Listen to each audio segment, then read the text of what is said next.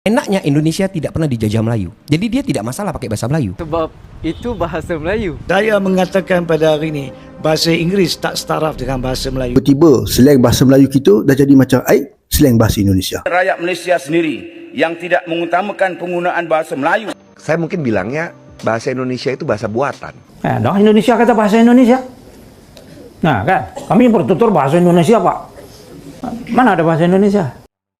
Bahasa Indonesia hari ini berdiri tegak sebagai bahasa nasional dari hasil kesepakatan Sumpah Pemuda pada tahun 1928, ia tumbuh, berkembang dan terjaga kelestariannya.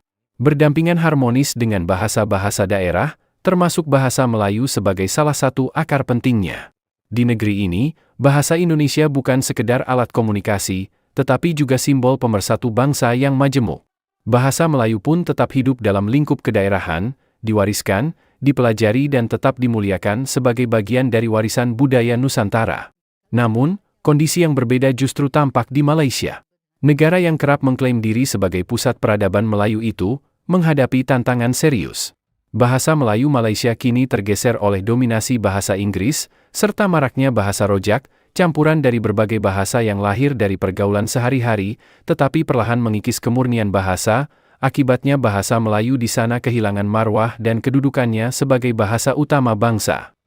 Ironisnya, di Indonesia yang begitu plural, bahasa Indonesia dan bahasa Melayu mampu berjalan bersama, hidup dan dimartabatkan. Sementara di Malaysia, bahasa yang mereka agungkan ini justru kalah oleh pengaruh luar. Pertanyaannya, benarkah pusat peradaban Melayu berada di Malaysia? Jika bahasa sebagai jiwa peradaban itu sendiri tidak dijaga dan dihormati. Founding Fathers kita 1928 memilih bahasa minoritas, bahasa dari Riau, suku Melayu sebagai bahasa kebangsaan, bukan bahasa mayoritas. Kalau demokrasi berarti mayoritas. The rule of the majority, itu arti demokrasi ala barat. Tapi ala kita, budaya kita mengerti. Kita terdiri dari begitu banyak suku, begitu banyak ras, begitu kita harus mempersatukan.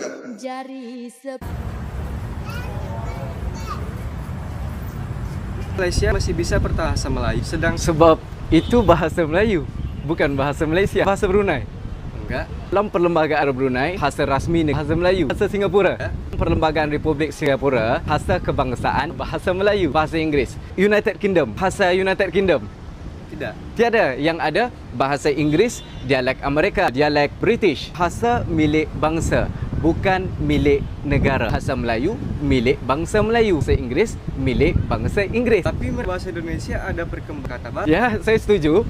Tapi kita harus tahu fonologi, tata bahasa, hafal kosakata. Proses ni mustahil untuk siap dalam masa kurang 1 abad. Abad ke-7 bahasa Melayu sudah ada. Seawal abad 16 menjadi bahasa lingua franca. Malaysia pun belum merdeka. Mana mungkin kalau nak tukar kepada bahasa Malaysia. Semua bahasa di dunia ni usianya lebih 100 tahun. Kecuali bahasa Indonesia. 280 juta kan? Ya. Kemudian ada 1340 suku bangsa. Kenapa bahasa Indonesia menjadi simbol perpaduan? Rakyat Malaysia sendiri bangga dengan usaha Indonesia. Tapi Usman Awang, Raja Ali Haji, wali bahasa saya, Noam Chomsky, linguistik dunia. Mereka ni menekankan satu bahasa itu akan dipanggil apabila sudah lama diguna dari satu generasi ke generasi. Jadi ayuh tutup sengketa.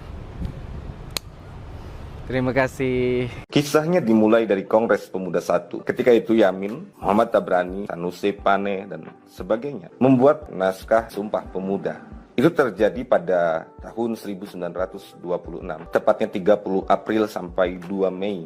Muhammad Yamin ketika itu mengantarkan 3 butir Sumpah Pemuda. Kami putra dan putri Indonesia mengaku bertumpah darah yang satu, tanah air Indonesia. Kami putra dan putri Indonesia mengaku berbangsa yang satu, bangsa Indonesia. Kami putra dan putri Indonesia menjunjung bahasa persatuan, bahasa Melayu. Yang diusulkan oleh Yamin itu disetujui oleh Jamaluddin Adinegoro. Muhammad Tabrani menolak butir ketiga. Katanya, mengapa tidak menggunakan istilah bahasa Indonesia? Yamin kemudian dengan marah berkata kepada Tabrani, tidak.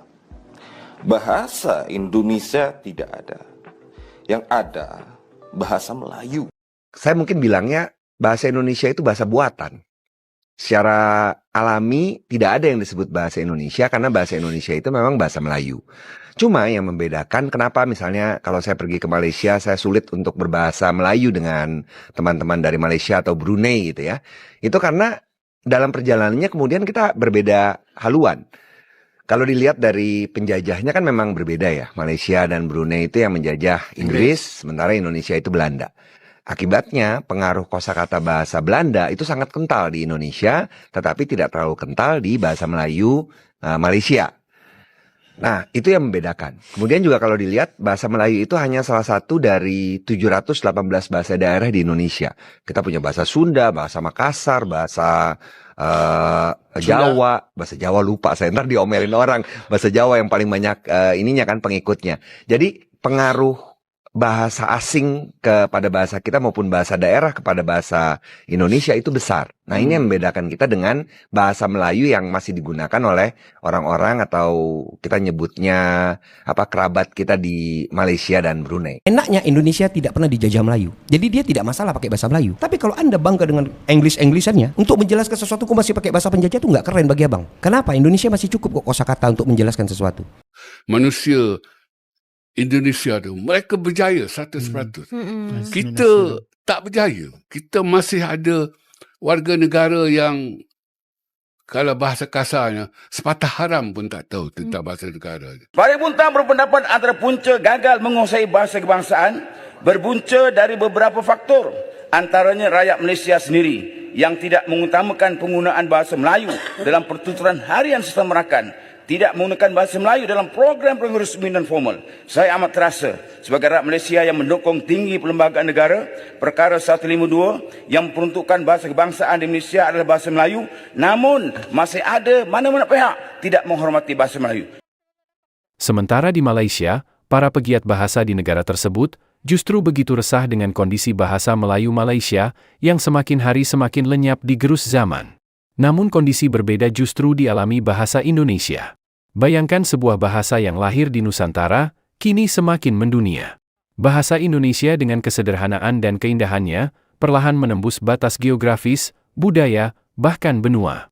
Tidak hanya dipelajari di ruang-ruang kelas Asia, kini gaungnya sampai ke Afrika. Salah satu fenomena yang mencuri perhatian adalah anak-anak kecil di berbagai negara Afrika yang mampu dan lancar berbahasa Indonesia dengan luwes. Mereka menyapa, bercanda, bahkan bernyanyi dalam bahasa Indonesia, bukan sekedar kata-kata, tapi penuh penghayatan seolah mereka tumbuh bersama bahasa Indonesia sejak lahir. Fenomena ini bukan kebetulan, dunia melihat Indonesia sebagai pusat budaya, ekonomi, dan persahabatan baru. Bahasa menjadi jembatan mempererat hubungan antar bangsa, sekaligus memperkaya identitas generasi muda global. Harganya? Satu berapa? Ini Iya. 1.500. 1.500 frank. Ini Itu berapa? 1.000 frank. Frank. Oh. Mahal enggak? Itu murah. Murah? Murah. Apa namanya itu? Bahasa Kongonya apa? Mana sih? Sudah makan? Belum. Belum? Yang betul. Ini udah makan ikan. Udah makan ikan ini. Makasih kayak aku udah Ini dikasih. juga. Ini coba lihat mulutnya ini. Nah. Manusia kuang. Itu kita jiwa-jiwa yang kuang.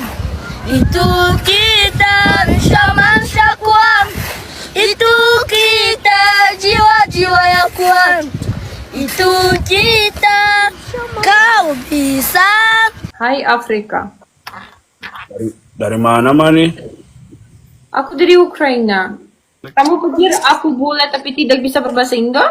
Iya, kenapa sih ya bule banyak-banyak bisa bahasa Indonesia sekarang? Ya, tidak semua bule bisa berbahasa Indo. Aku bule yang pintar dan aku bisa berbahasa Indo. Ayo, bule bagus, bule mantap ini. Kamu orang mana? Ya, aku orang Vietnam, tinggal di Vietnam. Kenapa kamu bisa bahasa Indonesia? Mirip kamu dah, kamu bukan aslinya orang Indonesia. Kamu juga bisa bahasa Indonesia. Ya, karena aku mau dapat awewe. Aku mau jadi istri orang Indonesia. mahal. Nah, orang Indonesia beli lebih murah. Iya, orang Indonesia berapa beli? 160 ribu rupiah 10 ribu aja. Tambah lagi gantungan kunci 5 biji gratis. Ini semua 10 ribu, 160 ribu rupiah. Kalau yang ada berapa biji mau beli? berapa biji mau beli? Kamu mau yang bagus ini. Segini 10. Ini segini 10. Ini 10. Kalau ini 10 nggak bisa. 20 semuanya. Hari ini kita menyaksikan bagaimana bahasa Indonesia bukan hanya milik bangsa kita, tapi sudah menjadi bahasa yang hidup di hati masyarakat dunia, dan mungkin di masa depan, bahasa Indonesia akan berdiri sejajar dengan bahasa internasional lainnya sebagai bahasa persatuan perdamaian dan harapan.